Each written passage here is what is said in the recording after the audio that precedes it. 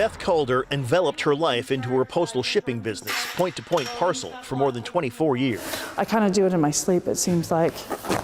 Now, as she prepares her final packages for delivery, reality is sinking in. Last Saturday, my niece and I, when we were closing up, we gave each other a big hug, and then I sat out back in my car for about 10 minutes crying. That's garbage. Beth's is one of countless American businesses caught in the crossfire of a trade war between the United States and Canada.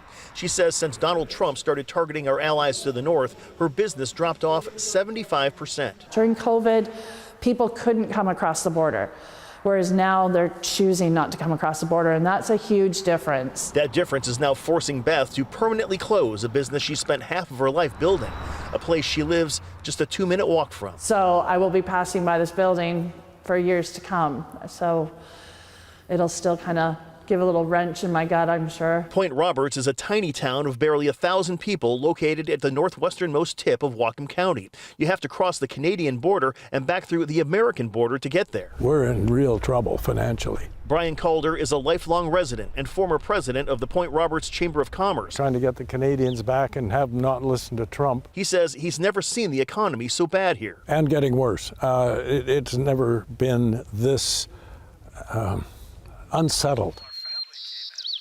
90% of the Point Roberts economy depends on Canadians. Businesses count on the spring and summer tourist seasons to get them through the long, sparse winters.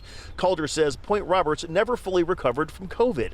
And while the pandemic was a natural disaster, the trade war could end up being a calamity that is entirely man-made. We're going to have an economic winter all year long, and that means we're wiped out financially. In the first 3 months of the Trump administration, 20,000 fewer Canadians crossed into Point Roberts than the year before. Canadian customers making their voices heard while American businesses try to hang on. Hello. One paper bag, please. The Point Roberts International Marketplace is where British Columbians come for American milk, meat, cheese, and wine. Canadians did all they could to support the store during COVID. Now, the rhetoric coming from D.C. seems to have turned them. During COVID, I got lots of really supportive emails and people sending me cards and checks, $20. Hey, hang in there. And with this, we get hate mail. Allie Hayton has owned the market for 27 years. Now she wonders if she'll see 28. She's offering better exchange rates to entice Canadian shoppers, but fears some relationships may be beyond repair. So without that traffic, I would hate to say die. There's a lot of people here depending on us being here, but things would definitely have to look different.